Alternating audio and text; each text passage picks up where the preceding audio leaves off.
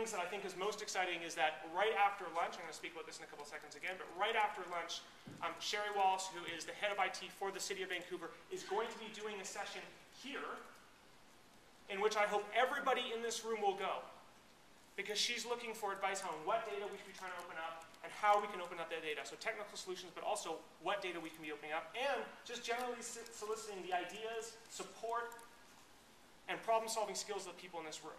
And there's not a lot of cities in the world where the IT director for a city would come and do that. Sorry, because I haven't got all my slides, it's going to be a little bit funky here. One of the things that's also going on is we want to take this motion and we want to actually open source the motion itself. So on a website called Think Like the Web, where you can find Mark Sermon's original presentation, we are going to upload both this presentation, but we've also uploaded a bared bones version of the motion that the City of Vancouver passed. So we've stripped out all of the stuff that was specific to Vancouver, and we've created a version 1.1 of the open source motion. So if you don't live in Vancouver, you live in Richmond, or you live in San Francisco, or you live in New York, and you believe that your city needs a motion like this, we're not saying use our motion, but we are saying use our motion.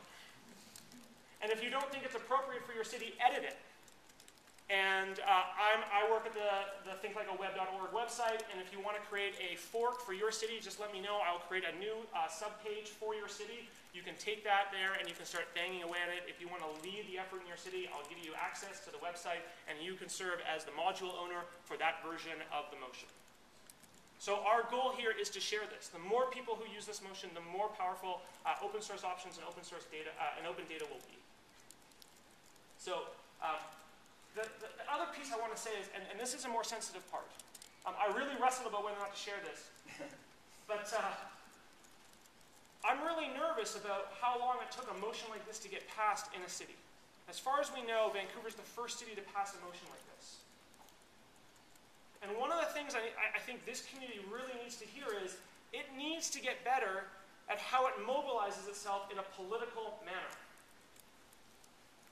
For so long, whenever I sit down with people who care about open source, they obsess about the technical reasons why open source is better. I got to tell you, the city councilors we were speaking to did not give a hoot about the technical specifications of open source or why it was better than a proprietary option. They really didn't care about the battle between proprietary software and open source software. In fact, mentioning that battle probably makes them more nervous. Because they're going to sit there and go, whoa, there's a battle going on? Do we really want to wade into that? What do they want to hear? They want to hear how this software and how open standards and how open data is going to transform the experience of being a citizen in their city. We got to stop speaking to each other, and we got to speak to councilors, and we got to speak to citizens. Now, Vancouver's kind of an interesting place because we have a small number of councilors, and they tend to align a little bit around party lines. So it's actually easier to get a coalition of people who want to move something forward. But in a lot of cities, especially cities where there are wards, it's very hard to predict how a vote's going to turn out. And if you show up and you start talking about technical terms and why this is important, specifications, and and why the fact that a bunch of people can't access the city is a problem, and then they find out that that's really only about 1% of people, you're going to lose them. You got to talk about why this matters to the citizen. So the final piece here is, what can you do? Well, the most important thing you can do is help. So I already talked a little bit about this. We're trying to identify the data sets. And when I say we're, I mean everybody in this room. There's all data that you want to have access to. So we need to identify the data sets that are going to be the sexiest and most interesting to play with over the short term. This is a long-term process for the city. This is a billion-dollar operation. You're not going to turn it on a dime. But we have an opportunity, especially because some of the city staff are here in the room right now, are going to be here back in an hour, to influence them directly, to share with them what it is that you're looking for. So as I mentioned, Sherry's going to be here at 1 o'clock in the afternoon. I cannot stress enough how important it is that people show up and help her. And this, I think, should be what we're asking of them. This is the website at the City of Washington, D.C., which is the index of all of the data that they are sharing so far. So there's a lot of things I love about this website. The first thing, if you look in the top left-hand corner, it says, here are the live data feeds, the Google Maps, but then it has the most popular downloads, so you can see what other people are using. And then there's a little search bar right here about 3/4 of the way down, where you can search for any keyword and it'll take you to the data sets that have those keywords in them.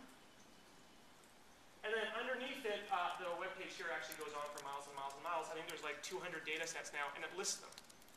And the other piece I like about it, it tells you, here are the 5 standards that we're using, and you can see already on some of the pieces of data, it says, yep, we have this one in XML, this one in CSV, this one is in RSS, and then some of them it doesn't make sense, like it's not geodata, that's probably not going to be in KML. So it actually lists the type of ways that you can download it, and they do it in multiple formats for the same data set. They're not satisfied with doing it with just one format. And this, I think, is the gold standard that we have to hold ourselves to. And this will take time, but you need to find ways to help. And sometimes that means there are data sets out there the city doesn't have. You can do this. You find that data set, you can organize it. We don't have to wait for the city. But this is the standard I'm hoping the city is going to hold itself to. And this is the things that it allows them to do. I know most of the people in the room are probably familiar with these types of examples, but I'm going to dwell on them anyways. And the reason I'm going to dwell on them is that if anyone's going to make these examples come to life, it's going to be you guys. So Fix My Street, of course, most people are familiar with. It has ways that allow citizens to inform cities, or to at least inform each other, about places where, for example, maybe there's a pothole, or there's a problem, a light fixture isn't working to cross the road. And allows you to analyze all sorts of data in the city. This, for me, is kind of one of the ideal points that we can get to. There's now a fixmystreet.ca open source code that is out there with being held by our friends at Visible Government. So if you want to contribute to that project, that's a possibility. But integrating with the City of Vancouver, for me, feels like the kind of thing that has enormous potential. The other one, of course, everybody knows is Google Transit. This is another great example of where Vancouver's already shared, not the City of Vancouver, but Vancouver has shared its data with Google so that you can use Google Maps to figure out how you're going to get from point A to B using the public transport system. And in fact, I don't think I've ever been to the Translink website. I've only ever used Google Maps to find my way around. I do love, though, the little numbers that they have on each bus stop, which you can use your cell phone to text message, and it tells you what the next 5 buses are coming. So that's the innovation of Translink that I like. And what I'm really hoping for is that Translink's going to share that data so that it can appear on these sites as well. The apps for democracy, I'm not empowered to commit to anything, but I know that the councillors are thinking very, very hard about once data sets get released, there is a real desire to hold an apps for something here in the City of Vancouver. Apps for housing, I think, would be an interesting example. And also apps for the greenest city to figure out how ways we could share composting since the city doesn't collect compost. What are ways that maybe citizens can get together to collectively put their compost in a single place if that makes up 50% of our waste. And the apps for democracy I already mentioned. I think 54 apps were created, $29 million worth of value. Some of these I love. The carpooling app I love. What a great way to get people out of their cars, and so you can find someone to carpool with you nearby. And then for tourism, this one's a historic tour, so it shows you all the historical sites in DC. So now all of a sudden, a tourist who's coming to DC doesn't have to necessarily rely on a specific branded tourism site. There's an open source option available to them. But this is the app that gets me the most excited, and I'm only sharing it because I have the floor and I don't code, so I'm going to try to encourage others to. This is the Every Block app, and what really blows my mind about this app is you open it up and it immediately tells you everything that's going on within about 150 feet of where you're standing. So it tells you all of the events that are going on around you, but it also allows you to sort through categories right here so you can find out what is the crime that's happened nearby me.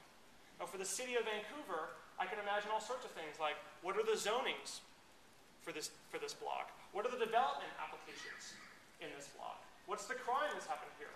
What are the houses that might be for sale? So taking data that both the city has and the data that's out there and merging it into an Every Block app just like this. Imagine the power that gives citizens to figure out what's going on both where they live or in the places they care most about.